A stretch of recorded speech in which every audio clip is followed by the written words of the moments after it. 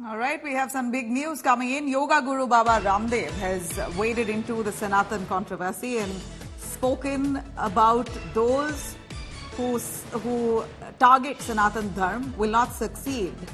In fact, he specifically says those abusing Hinduism will fail in 2024. Yoga Guru says the foreign agents are slamming Sanatan. In fact, DMK's big attack is driven.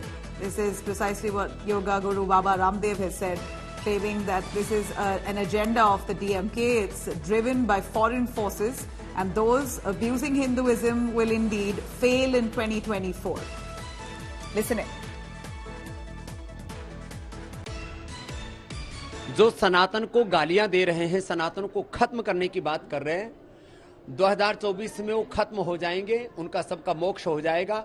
उसमें कुछ भूत पिशाच राक्षस ब्रह्म राक्षस बन करके और दूसरे तीसरे लोक में पहुंच जाएंगे। लोग जिस तरह से सनातन पर लांछन लगा करके उसे जातिवादी बताते हैं, उसे जो है भेदभाव और अन्याय वाला बताते हैं, वो कुंठित बुद्धि वाले दुराग्रही और किसी एजेंडे के तहत सनातन धर्म के खिलाफ विदेशी ताकतों से कहीं प्रभावित होकर के या उनसे जिसको कहते हैं सुपारी लेकर के सनातन धर्म को खत्म करने की बात कर रहे हैं।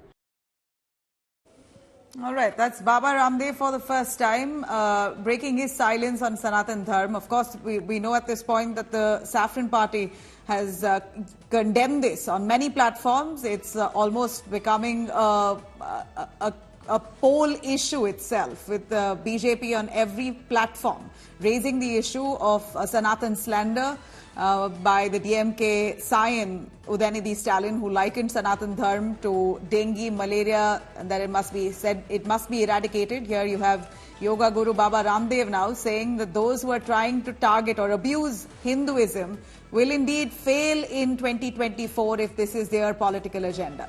Yoga Guru Baba Ramdev claiming that there are foreign agents who are instigating such comments. There's a foreign hand behind this. He attacks the DMK, says this is an agenda-driven statement by the DMK. I'm going to cut across yet again what exactly Baba Ramdev said.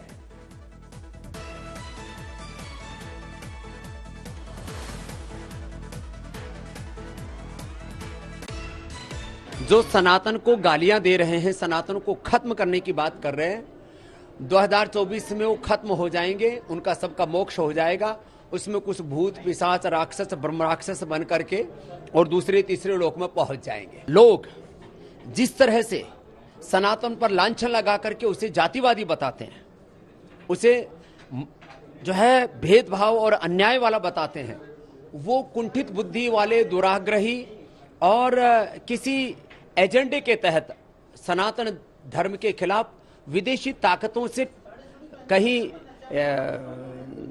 प्रभावित होकर के या उनसे जिसको कहते हैं सुपारी लेकर के सनातन धर्म को खत्म करने की बात कर रहे हैं।